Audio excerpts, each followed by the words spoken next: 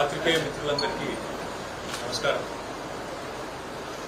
బతుకమ్మ పండుగ అతి త్వరలో మరి ప్రారంభం కాబోతున్న నేపథ్యంలో ఈరోజు చాలా బాధాతప్త హృదయంతో ఈ ప్రభుత్వం తీసుకున్న ఒక దివాలా కోరు నిర్ణయం వల్ల రాష్ట్రంలోని 1 కోటి మందికి పైగా ఆడబిడ్డలు, అదేవిధంగా సిరిసిల్ల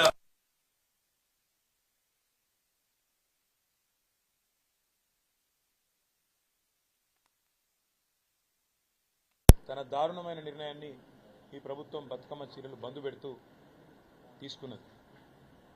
దీనివల్ల అసలు ఈ పథకం వెనుక ఉన్న ఉద్దేశం కానీ, ఈ పథకం వెనకాల ఉన్న ఆలోచన కానీ ఈ ముఖ్యమంత్రికి కానీ ప్రభుత్వానికి కానీ కనీస అవగాహన కూడా లేదు.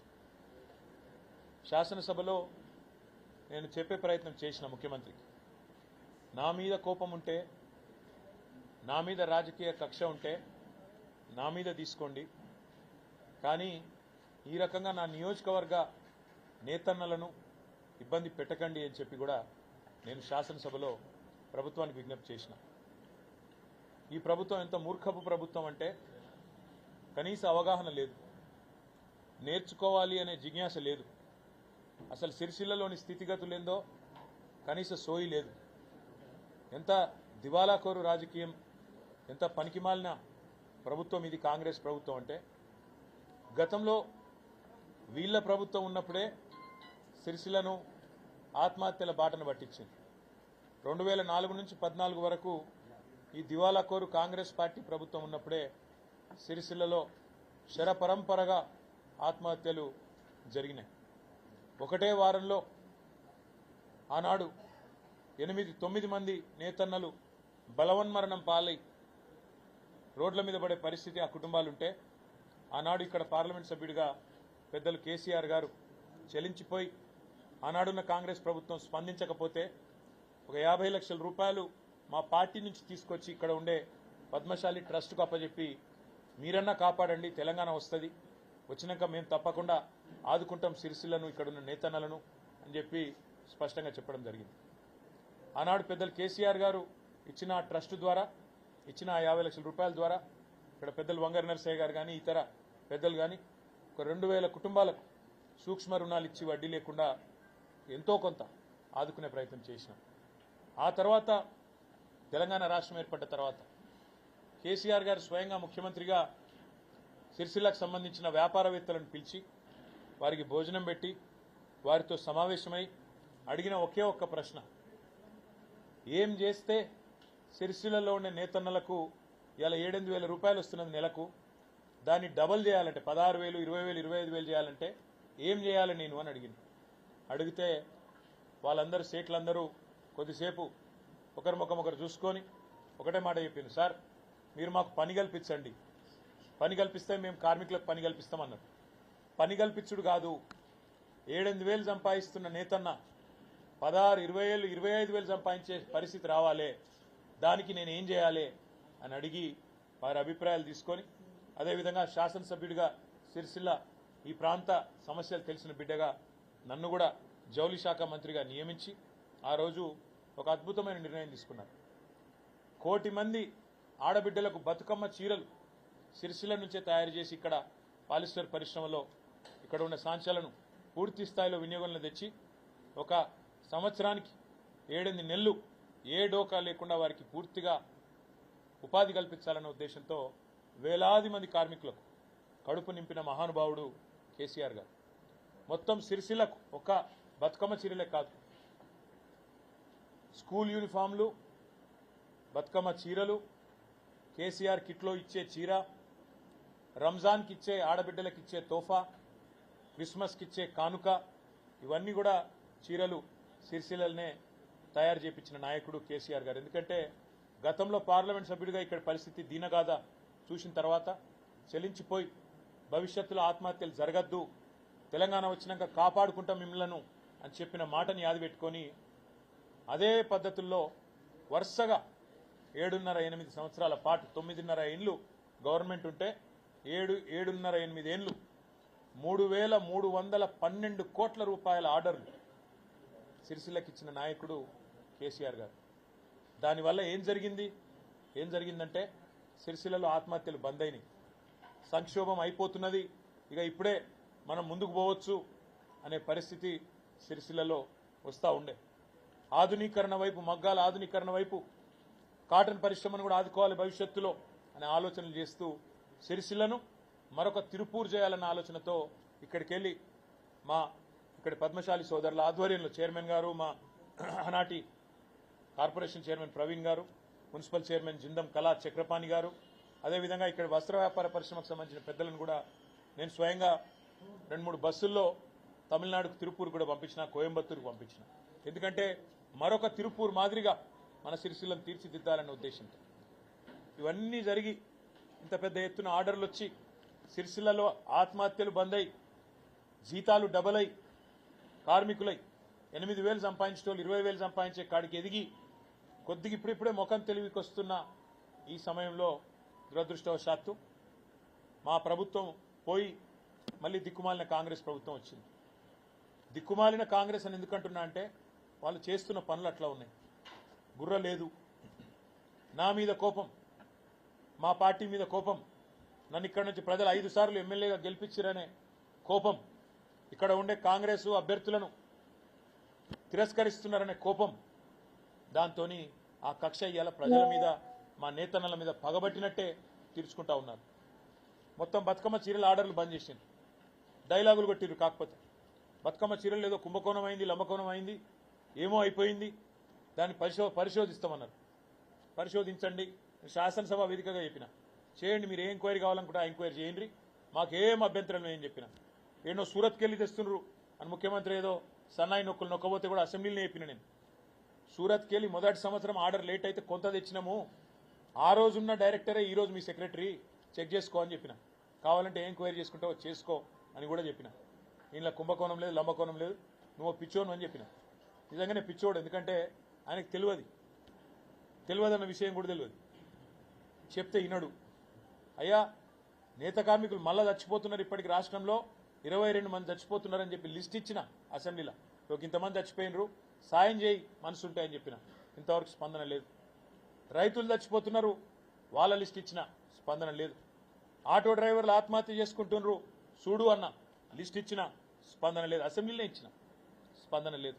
ఇవాళ నేను ఈ రాష్ట్ర ప్రభుత్వాన్ని ఒకటే డిమాండ్ చేస్తా ఉన్నా, మీరే మీ ప్రభుత్వం వచ్చినాక పెద్ద పెద్ద మాటలు నరికిండి ఇడికొచ్చి.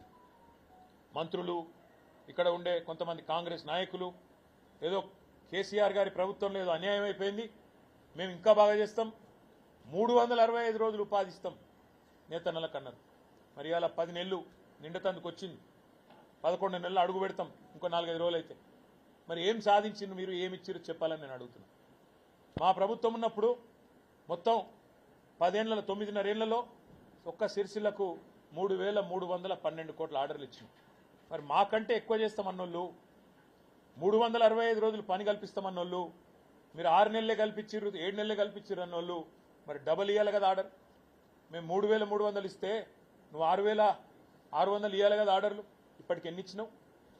కానే వస్తుంది, 10 నెలలు పూర్తయింది, 11 నెలలు పడుతూనే ఉన్నది. మరి ఏం జరిగింది? మా సిరిసిల్ల నేతన్నలు కూడా ఆలోచించాలని నేను కోరుతా ఉన్నా. ఇవాళ వాళ్ళొకరు వీళ్ళొకరు వచ్చి నోటికి వచ్చినట్టు మాట్లాడుతూ ఉన్నారు. నేను వారికి గుర్తు చేస్తున్నా, 3,312 కోట్లల్లా మా ప్రభుత్వం పోతుందని మేము అనుకోలే. అనుకుంటే నేనే పోయేటప్పుడే మొత్తం బాకీలు క్లియర్ చేసి పోతుండే. ఎంత బాకీ ఇచ్చిపెట్టినాం మేము? 3,312లా 200 చిల్లర కోట్లు మాత్రమే ఇచ్చేది ఉండే. అంటే ఎంత పర్సెంట్ అది? 1% కూడా కాదు.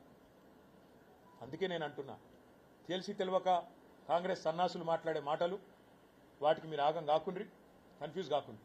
మీ తరఫున కొట్లాడేందుకు మేము ఉన్నాం, కానీ పోరాటానికి మీరు కూడా ముందుకు రావాలని చెప్పి నేను కోరుతా ఉన్నా. సిరిసిల్ల నేతలు కొట్లాడడానికి మేము సిద్ధంగా ఉన్నా, మీ తరఫున మాట్లాడడానికి మేము సిద్ధంగా ఉన్నా. అనవసరంగా వాళ్ళు వేసే ఎత్తుగడలకు మీరు ఆగం కాకండి. నేను ముఖ్యమంత్రిని డిమాండ్ చేస్తా ఉన్నా. నువ్వే చెప్పినావు, 1 చీర కాదు 2 చీరలు ఇస్తా అన్నావు. దొరసాన్లకి ఇయ్యా, నేను సెల్ఫ్ హెల్ప్ గ్రూప్లో పనిచేసే మా ఆడబిడ్డలకు ఇస్తాను, సంతోషం. 1 చీర కాదు 2 చీరలు కానీ ఆ 2 చీరల ఉత్పత్తి సిరిసిల్ల నేతన్నలకి ఇస్తే వాళ్ళ బతుకు బాగుపడుతుంది. నీకు కూడా అర్థమవుతుంది ఇక్కడ సమస్య ఏందో, తద్వారా కనీసం కొంత జ్ఞానోదయం అని అవుతుంది. నేను ఒకటే ఒక్క డిమాండ్ ఈ ప్రభుత్వాన్ని చేస్తా ఉన్నా. ఏ కారణం చేత ఈరోజు సిరిసిల్లను గోసవుచ్చుకుంటున్నావు, ఇక్కడ నేతన్నలను గోసవుచ్చుకుంటున్నావో చెప్పాలని చెప్పి నేను డిమాండ్ చేస్తా ఉన్నా. 10 ఏళ్లు చక్కగా నడిచిన వ్యవస్థ ఆత్మహత్యలు బంద్ అయిపోయిన పరిస్థితి నుంచి ఇలా మళ్ళొక్కసారి ఆత్మహత్యలు జరుగుతున్నాయంటే నీకు కనీసం మనసు లేదా? కనీసం ఆ మనసులో ఒక్క క్షణమన్న బాధ అనిపిస్తలేదా? ఆలోచించమని చెప్పి ముఖ్యమంత్రిని కోరుతా ఉన్నా. అదే మాదిరిగా సిరిసిల్లలో ఒక నేతన్నలే కాదు, అందరూ ఇబ్బంది పడతా ఉన్నారు. చాలా విచిత్రమైన పరిస్థితి ఇక్కడ అధికారులు కూడా కాంగ్రెస్ పార్టీ నాయకుల్లాగా, కాంగ్రెస్ పార్టీ కార్యకర్తల్లాగా అత్యుత్సాహాన్ని ప్రదర్శిస్తూ అడ్డగోలు జమాబందీ వ్యవహారం చేస్తూ ఉన్నారు. మొన్నటికి మొన్న 54 రేషన్ దుకాణాలు ఇక్కడ మా గతంలో ప్రభుత్వం ఉన్నప్పుడు కొత్త రేషన్ దుకాణాలు పెట్టినాం. చిన్న చిన్న పల్లెలలో, పోతిరెడ్డి పల్లె లాంటి చిన్న పల్లెలో పెట్టినాం. రాగట్ల పల్లె లాంటి చిన్న పల్లెల కొత్త గ్రామ పంచాయతీ చేసి అక్కడనే మళ్ళీ వాళ్ళు ఇంకో పక్క ఊరికి పెద్ద ఊరికి పోయి అక్కర లేకుండా ఆడనే దుకాణం పెట్టినాం. దుకాణం పెట్టి ఏం చేసినాం? మేము స్థానికంగా ఉండే మహిళా సంఘానికి అప్పచెప్పినాం. మీరు నడుపుకోండి పొదుపు సంఘం వాళ్ళు, తద్వారా మీకు ఇంత ఆమ్దాని ఉంటుందని చెప్పి పొదుపు సంఘం వాళ్ళకి అప్పచెప్పినాం. మరి నువ్వేం చేసినావు? వచ్చి ఇప్పుడు ఇక్కడ నా చేతిలో 4 సార్లు ఓడిపోయిన ఆయన ఏందో ఆయనే రాజు, ఆయనే మంత్రి అన్నట్టు ఆయన ఇక నేనే నడుపుతా మొత్తం ప్రభుత్వాన్ని, అసలు ఇక అటు రేవంత్ రెడ్డి ఇక్కడ నేను అన్నట్టుగా ఇష్టారాజ్యం ఇష్టం వచ్చిన వ్యవహారం చేస్తూ ఉన్నారు. దానికి అధికారులు వంతపాడుతూ ఇవాళ ఆగమాగం అవుతున్నారు. అధికారులకు నేను ఒకటే చెప్తా ఉన్నా, మొన్న ఆంధ్రప్రదేశ్లో ఏం జరిగిందో చూడండి. ఆల్ ఇండియా సర్వీస్ ఆఫీసర్లు కూడా మొన్న సస్పెండ్ అయింది. మీరు చట్టం ప్రకారం కాకుండా, కానూన్ ప్రకారం కాకుండా ఇష్టం వచ్చినట్టు చేస్తామంటే మాత్రం తప్పకుండా దానికి ఫలితం అనుభవిస్తారు. ఆల్ ఇండియా సర్వీస్ ఆఫీసర్లే కావచ్చు, పోలీసులే కావచ్చు, ఆర్డీఓలే కావచ్చు, కలెక్టర్లే కావచ్చు, ఎవడే కావచ్చు, తప్పకుండా ఫలితం అనుభవిస్తారు. చట్టం ప్రకారం పనిచేయండి, ఒళ్ళు దగ్గర పెట్టుకొని పనిచేయండి. ఇష్టం వచ్చినట్టు చేస్తామంటే మాత్రం ఊరుకోము. మీకు తెలుసు, మాకు తెలుసు, ప్రజలకు కూడా తెలుసు. మళ్ళా 3.5-4 ఏళ్లలో కేసీఆర్ గారు తిరిగి వస్తారు. మీ సంగతి తప్పకుండా అప్పుడు చూస్తామనే మాట కూడా నేను చెప్తా ఉన్నా. అయితే ఇక్కడ ఒక మాట నేను అడుగుతా ఉన్నా, ఇక్కడ కలెక్టర్ని, ఆర్డీఓని 54 దుకాణాలకు దరఖాస్తులు పిలిచింది. 480 మంది పైసలు కట్టి మరీ దరఖాస్తు చేసుకున్నారు. ఆరోపణలు వస్తున్నాయి. స్వయంగా కాంగ్రెస్ నాయకులు ఆరోపిస్తున్నారు, మేము కూడా కాదు. కాంగ్రెస్ నాయకులే లక్షల రూపాయలకు అమ్ముకున్నారు దుకాణాలని చెప్పి కాంగ్రెస్ కార్యకర్తలు, కాంగ్రెస్ నాయకులు, నేను చూసిన స్వయంగా వీడియో. పోతుగల్ గ్రామానికి సంబంధించిన ఒక తమ్ముడు ఆరోపణ చేయడం నేనే చూసిన.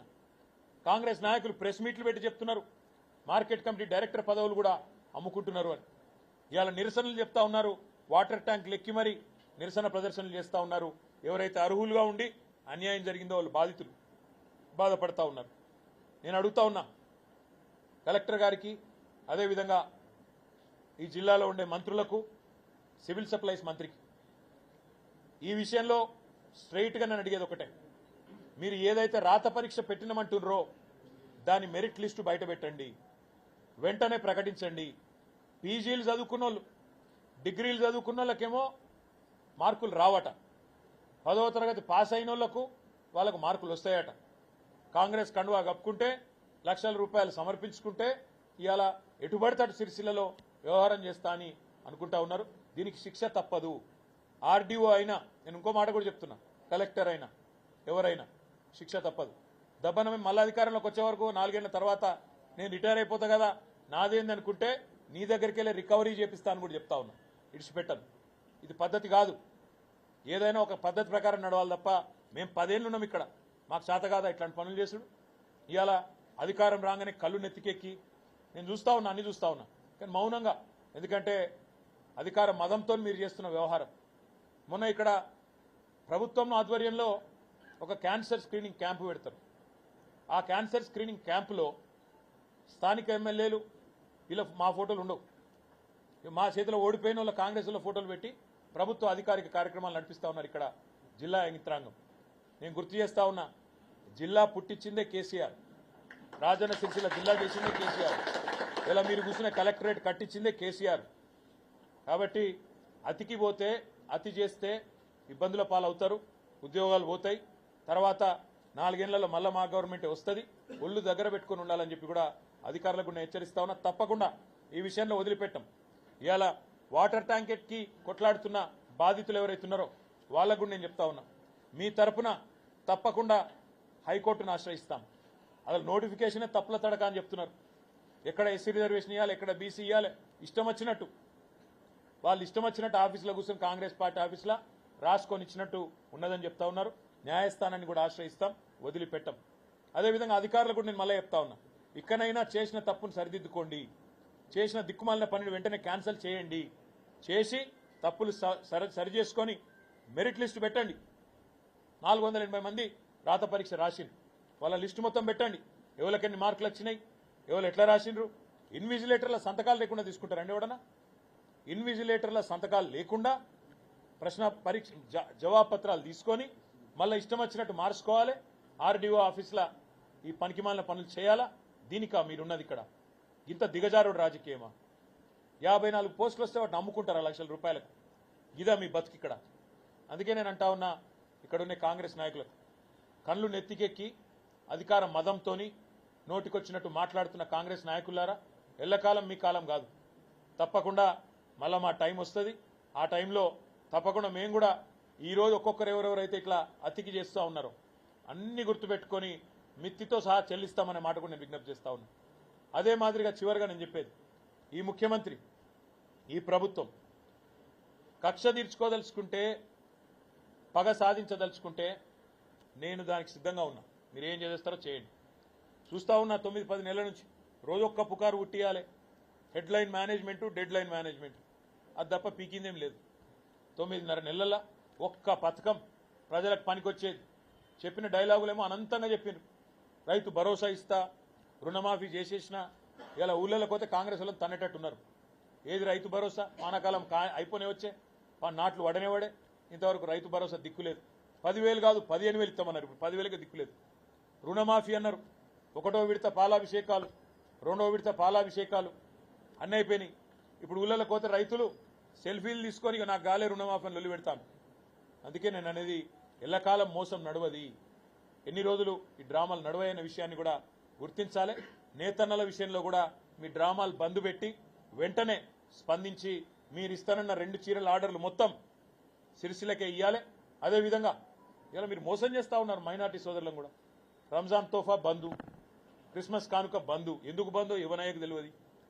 ఎందుకు బంద్ చేసారో ఎవరు చెప్పేటోడు లేడు, అడిగేటోడు అంతకంటే లేడు. ఎందుకు బంద్ చేస్తారండి పేదవాళ్ళకు మంచి చేసే కార్యక్రమాలు?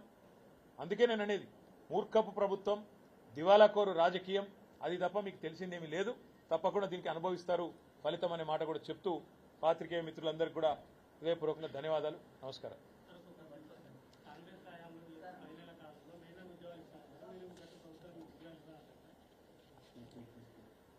ఎట్లుందంటే బ్రదర్, ఇది నిన్న ముఖ్యమంత్రి చెప్పిండు, ఇన్నోవేటివ్ థింకింగ్ ఉండాలన్నట. ఇన్నోవేటివ్ థింకింగ్ అంటే ఏందో ఎరికేనా? ఇన్నోవేటివ్ థింకింగ్ అంటే మనం ఇయ్యని ఉద్యోగాలు మనం ఇచ్చినట్టు చెప్పుకోవడం ఇన్నోవేటివ్ థింకింగ్. మనం నోటిఫికేషన్ ఇచ్చింది లేదు, ఒక పరీక్ష పెట్టింది లేదు, కానీ 30,000 ఉద్యోగాలు నేను ఇచ్చినా ఉదరగొట్టుడు ఇన్నోవేటివ్ థింకింగ్. ఇంకొక మాట, ఇన్నోవేటివ్ థింకింగ్ అంటే అర్హత లేని బావమరిది గారికి 1137 కోట్ల కాంట్రాక్ట్ ఇచ్చుడు ఇన్నోవేటివ్ థింకింగ్. ఇదివరకేమో ప్రతిపక్షంలో ఉన్నప్పుడు ఉద్యోగాలు ఇవ్వలేదని తిట్టాలి, మళ్ళీ అవే ఉద్యోగాలకు మీరు వచ్చినాక కాయిదాలు ఇవ్వాలి, అది ఇన్నోవేటివ్ థింకింగ్. ప్రతిపక్షంలో ఉన్నప్పుడు మీరు డబుల్ బెడ్రూమ్ ఇల్లు కట్టలేదని తిట్టాలి, మళ్ళీ ఇవాళ అధికారంలోకి రాగానే కేసీఆర్ ఇచ్చిన 15,000 డబుల్ బెడ్రూమ్ ఇల్లు మనం ఇచ్చినామని చెప్పి మూసీ బాధితులకు అని చెప్పి వాళ్ళకి మళ్ళీ ఇచ్చి మనమే కట్టినట్టు 9 నెలల ఏదో పీకి పందిరేసినట్టు పోజులు కొట్టడం ఇన్నోవేటివ్ థింకింగ్. ఇన్నోవేటివ్ థింకింగ్ అంటే ఇన్ని రోజులు అడ్రస్ లేని అన్నదమ్ముళ్ళు ఇలా సడన్గా 1000 కోట్ల పెట్టుబడులతోని, సంచుల మూటలతోని తెలంగాణకు వచ్చుడు ఇన్నోవేటివ్ థింకింగ్. ఇన్నోవేటివ్ థింకింగ్ అంటే ఇంకా చాలా ఉన్నాయి, చెప్పండి చెప్తా. ఉద్యోగాలు ఎన్ని ఇచ్చినామో ఇదివరకు చెప్పినాం, మళ్ళీ చెప్తున్నాం. 1,60,000 ఉద్యోగాలు అన్నాడు ఇచ్చినాం. భారతదేశంలోనే ఏ ప్రభుత్వము ఏ రాష్ట్రం ఇయ్యనని ఉద్యోగాలు ఇచ్చినాం. కానీ మా తమ్ములకు చెప్పుకోవడంలో విఫలమైనాం, మా తమ్ముళ్లను చెల్లెలను కన్విన్స్ చేసుకోవడంలో విఫలమైనాం. మా నాయకులం మేం ఫెయిల్ అయినాం, కేసీఆర్ గారు కాలే. మేం చెప్పలేకపోయినాం ప్రజలకు. మేము ఉద్యోగులకు అత్యధిక జీతాలు భారతదేశంలో ఇచ్చి ఉద్యోగులకు కూడా దూరమైనాం. ఎందుకు? 73% ఫిట్మెంట్ ఇచ్చి 1వ తారీఖు జీతాలు పడలే అని అవతలోడు ప్రతిపక్షపోడు లొల్లి పెడితే దాన్ని మేము చెప్పుకోలేక వాళ్ళని దూరం చేసుకున్నాం. ఇట్లా ఎన్నో జరిగినాయి. కానీ ఒకటి మాత్రం పక్కా, ప్రజలకు ఇప్పుడిప్పుడు అన్ని తేట పడుతున్నాయి. 2 లక్షల ఉద్యోగాలు మొదటి సంవత్సరంలో ఇస్తాని నరికిన రాహుల్ గాంధీ ఏడి? అశోక్ నగర్కి వచ్చి నేను ఇస్తా, నా గ్యారంటీ అని చెప్పిన రాహుల్ గాంధీ ఎక్కడ పోయింది? 10 నెలలు అయిపోయినాయి, 11 నెలలు వస్తూనే ఉన్నది. మరి మొదటి సంవత్సరంలో 2 లక్షల ఉద్యోగాలు అన్నావు, 2 ఉద్యోగాలను ఇచ్చినవా ఇప్పటి వరకు? చెప్పమని చెప్పి నేను ముఖ్యమంత్రిని డిమాండ్ చేస్తా ఉన్నా. 2 లక్షల ఉద్యోగాలను మోసం చేసిన ఇద్దరికి ఉద్యోగాలు వచ్చినాయి. ఒకటి రాహుల్ గాంధీకి లీడర్ ఆఫ్ ఆపోజిషన్ అయిండు, రేవంత్ రెడ్డి ముఖ్యమంత్రి అయిండు. కానీ మిగతా 2 లక్షల ఉద్యోగాల సంగతి మాత్రం మర్చిపోయింది. ఇది పక్క.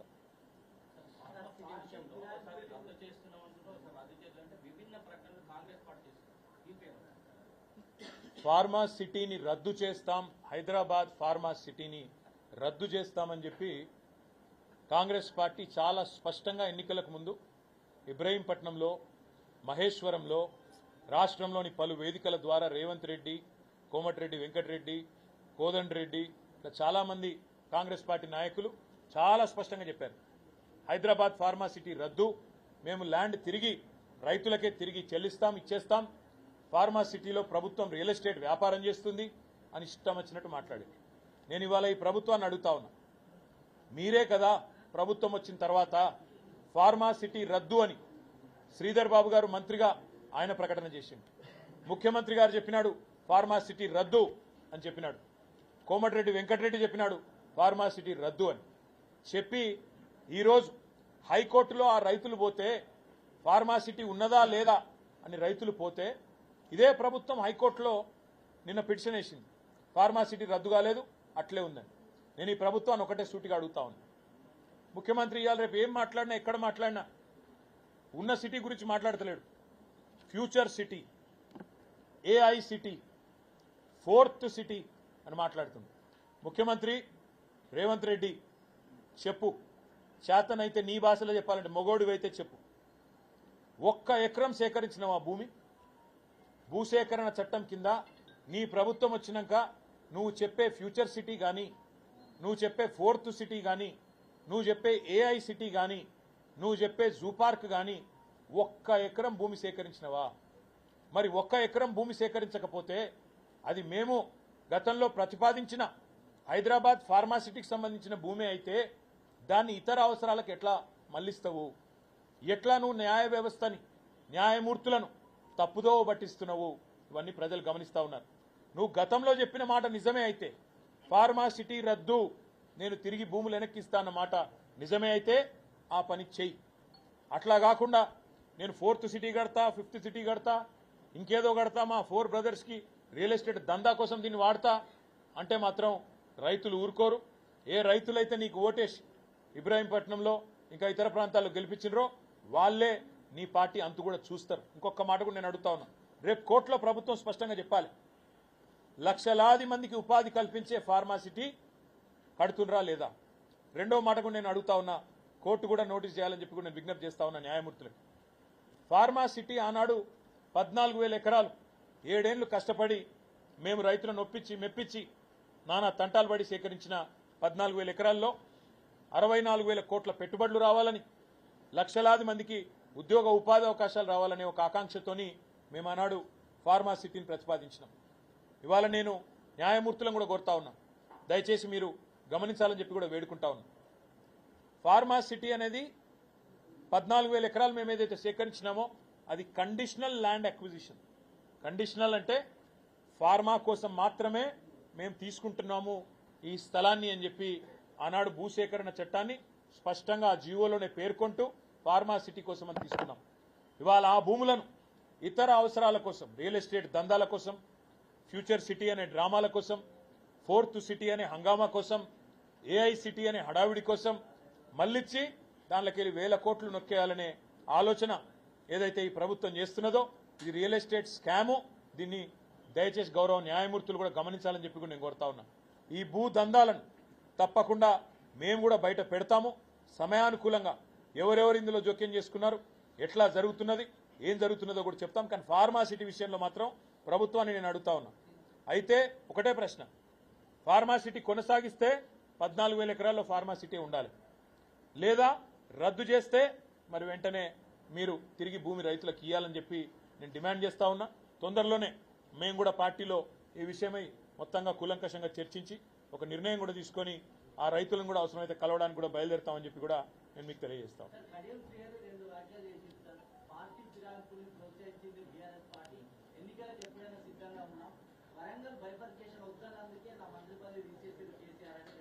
సరే, ఇక పార్టీ మారినాక ఏదో ఒకటి మాట్లాడాలి కాబట్టి మాట్లాడతారు. నేను అనేదల్లా ఒక్కటే, సిద్ధంగా ఉంటే చాలా సంతోషం. ఆయన ఒక్కడే కాదు, 10 మంది కూడా సిద్ధంగా ఉండాలి. ఉప ఎన్నికలు పక్కా వస్తాయి. వీళ్ళందరికీ పరాభవం కూడా తప్పదు.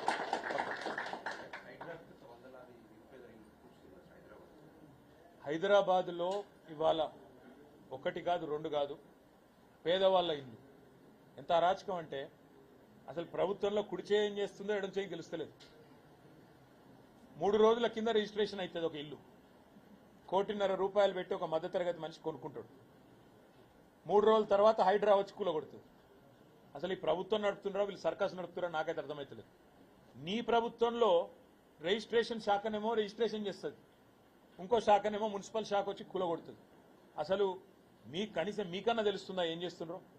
చిన్న పిల్ల వేదశ్రీ అనే పాప, 7 ఏళ్ల పాప, ఆమె అడుగుతున్నది, మా పుస్తకాలు తీసుకుంటామంటే కూడా మాకు టైం ఇవ్వలేదు, బల్మిట్కి నూకేసిండ్రు, మా అమ్మ నాయన పెట్రోల్ పోసుకుంటే కూడా గుంజుకపోయి పోలీసు వాళ్ళు తీసుకుపోయినరు, రేవంత్ సార్ చేయించిండు అని చెప్పి ఒక చిన్న పాప మాట్లాడుతున్నది.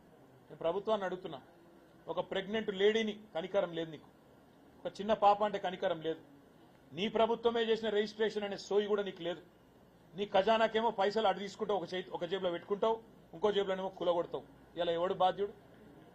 నీ ప్రభుత్వమే చేసిన తప్పుకు ఎవడు బాధ్యుడు? నీ అన్నగాని ఇల్లేమో ముట్టనీయవు, మీ అన్న ఇల్లేమో భద్రంగా ఉండాలి, బడుగుల బతుకు మాత్రం ఛిద్రం కావాలి. ఇదేనా నీ నీతి? నేను అడుగుతా ఉన్నా ముఖ్యమంత్రి, నీకు నిజంగా చిత్తశుద్ధి ఉంటే ముఖ్యమంత్రి రేవంత్ రెడ్డి 40,000 డబల్ బెడ్రూమ్ ఇల్లు, కేసీఆర్ కట్టించిన డబుల్ బెడ్రూమ్ ఇల్లు ఇలా రెడీగా ఉన్నాయి హైదరాబాద్లో. మేము ఎలక్షన్ తర్వాత ఇద్దామని పెట్టినాం. 40,000 ఇల్లు రెడీగా ఉన్నాయి. నీకు చిత్తశుద్ధి ఉంటే ఏ పేదల ఇళ్ల మీద అయితే పోయి కులగొడుతున్నావో వాళ్ళందరికీ ముందు తాళాలి, గృహప్రవేశాలు చేయించు, సామాన్లు తీసుకునే టైమీ, అటెనక అవసరమైతే చెర్ల కట్టినరు, శిఖంల కట్టినరు, బఫర్ల కట్టినరు, నాలా మీద కట్టినంటే కులగొట్టు, కానీ ముందు వాళ్ళని తరలించు, ఒప్పించి మెప్పించి సంస్కారవంతంగా పనిచేయి. మీ అన్నకు ఒక న్యాయం, మిగతా పేదలకు ఇంకో న్యాయం ఉంటుందా? ఇది పద్ధతేనా? ఆయన గవర్నమెంటే రిజిస్ట్రేషన్ చేయొచ్చు, గవర్నమెంటే కూలగొట్టచ్చా 3 రోజుల తర్వాత? నీ ఇల్లు కూలగొడితే ఒప్పుకుంటావా? ఆఖరికి ఇంకొక మాట అంటున్నా నేను, శాతనైతే పర్మిషన్లు ఇచ్చిన అధికారుల మీద చర్య తీసుకో. అమాయకులైన ప్రజల మీద ఎందుకు పడుతున్నావు? అమాయకులైన ప్రజలు, పేద ప్రజలు ఎవడుంటాడండి నాలా మీద? ఆ మురికి కాలువ మీద ముక్కు అదిరిపోతుంటే, గబ్బు కొడుతుంటే, దోమలు గుడుతుంటే, రకరకాల రోగాలు వస్తుంటే ఎవడు కడతాడు నాలా మీద ఇల్లు? రేకుల డబ్బా, రేకుల షెడ్డు. ఒక పేదవాడు, గరీబుగాడు, ఒక రిక్షా దొక్కుంటా ఆయనే, ఆటో నడుపుకుంటా ఆయనే, ఒక జిరాక్స్ సెంటర్ నడుపుకుంటా ఆయనే, జ్యూస్ స్టాల్ నడుపుకుంటా ఆయనే పెట్టుకుంటాడు. అట్లాంటి వాళ్ళ పొట్టగొట్టి పెద్ద పెద్దోళ్ళని మాత్రం కాపాడుతున్నావు. నేను అడుగుతున్నా, మూసీ నదిలో అడ్డంగా ఎంక్రోచ్మెంట్లు పెద్ద పెద్ద బిల్డర్లు కడుతున్నారు, కొట్టు వాళ్ళని దమ్ముంటే. మూసీ నది మీదే కాదు, ఇవాళ నీ మంత్రులు విలాసవంతమైన ఫామ్ హౌజులు, మీ ఎమ్మెల్యేలు, మీ పెద్ద పెద్దలు కేవీపీ రామచంద్రరావు కొట్టు, వాళ్ళ కొట్టు మొదలు. మీ మంత్రి పొంగులేటి శ్రీనివాసరెడ్డిది కొట్టు, చెరువును పూడ్చిండు. మీ పట్నం మహేందర్ రెడ్డి ఎమ్మెల్సీది కొట్టు. వాళ్ళందరినీ ఇడిచిపెట్టి పేదోళ్ళ మీద, గరీబుగాళ్ళ మీద పడి వాళ్ళని సావగొట్టుకుంటా ఏం సాధిస్తావు నువ్వు? అందుకే నేను చెప్పింది నిన్న, హైడ్రా విషయంలో ఏదైతే హైడ్రామా ఈ ప్రభుత్వం చేస్తుందో, నేను ఆ బాధితులకు కూడా విజ్ఞప్తి చేస్తా ఉన్నా. మీకు తెలంగాణ భవన్ మీకు శరణ్యంగా ఉంటుంది, అండగా ఉంటుంది. మా లీగల్ టీం ఉన్నది. మొత్తం హైదరాబాద్లో మాకే ఓట్లు వేసారు. మీరు మా ఎమ్మెల్యేలు అంతటా ఉన్నారు, మా కార్పొరేటర్లు గల్లీ గల్లీకి ఉన్నారు. మీరు దయచేసి మీకేమైనా ఇబ్బంది ఉంటే మీ గౌరవ కార్పొరేటర్, బీఆర్ఎస్ కార్పొరేటర్ కానీ మాజీ కార్పొరేటర్ ఉంటే మాజీ కార్పొరేటర్ కలవండి, వాళ్ళు నా దగ్గర తీసుకొస్తారు. భవన్లో మా హెడ్ ఆఫీస్లో లీగల్ టీం ఉన్నది, లాయర్లు ఉన్నారు. న్యాయ పోరాటం చేద్దాం. ఈ రకంగా ప్రభుత్వం ఆదివారం చేస్తా, పొద్దున 3 గంటలకు వచ్చి కూలగొడతా, అదే మీ అన్నగారింటికేమో 30 రోజుల నోటీసు ఎందుకు ఇచ్చినావు? మీ అన్న తిరుపతి రెడ్డికేమో 30 రోజుల నోటీసులు, 45 రోజుల నోటీసులు, ఆయన కోర్టుకు పోయే వెసులుబాట్లు. కానీ మిగతా వాళ్ళకి మాత్రం తెల్లారి 3 గంటలకు వచ్చి నడి వీధులకు గుంజి, వాళ్ళు దళితులు, బీసీలు, మైనారిటీలు, వాళ్ళని మాత్రం బజార్లేసి బుల్డోజర్తోని తొక్కేస్తావా? అందుకే వాళ్ళకండగా మేము ఉంటాం. తప్పకుండా వారు ఎవరైనా సరే మా స్థానిక ఎమ్మెల్యేలను కానీ, మా కార్పొరేటర్లను కానీ, మా డివిజన్ నాయకులను కానీ మీరు సంప్రదిస్తే వాళ్ళకు న్యాయంగా కూడా, న్యాయ పోరాటం కూడా మా పరంగా మేమే చేస్తాం, వారికి అండగా నిలబడతామని కూడా చెబుతూ, ఈ ప్రభుత్వానికి మనసుంటే నేను డిమాండ్ చేసినట్లు 40,000 ఇండ్లు రెడీగా ఉన్నాయి, డబుల్ బెడ్రూమ్ ఇల్లు. అవి మొదలు ఇచ్చి అలా గృహప్రవేశం చేయించు. తాళాలు ఇచ్చుడు, కాగితాలు ఇచ్చుడు కాదు, గృహప్రవేశం చేయించు. వాళ్ళ ఆడికెళ్ళి మొత్తం సామాన్లు తీసుకుపోయి సర్దుకుంటాడు చెయ్యి. అట్లయినాక కావాలంటే వాళ్ళని ఒప్పించి మెప్పించి తీసేయి తప్ప కుసంస్కారంగా ఇవాళ పేదవాళ్ళు కదా, గరీబ్ గాళ్ళు కదా, వాళ్ళకి ఎవరు దిక్కు అన్నట్టుగా ఇష్టం వచ్చినట్టు రాజ్య పగను, రాజ్య ప్రతీకారాన్ని హైదరాబాద్లో ఓటైనందుకు తీర్చుకుంటా అంటే మేము చూస్తా ఊరుకోమనే మాట కూడా మీకు విజ్ఞప్తి చేస్తాం. థ్యాంక్ యూ బ్రదర్ అందరికీ.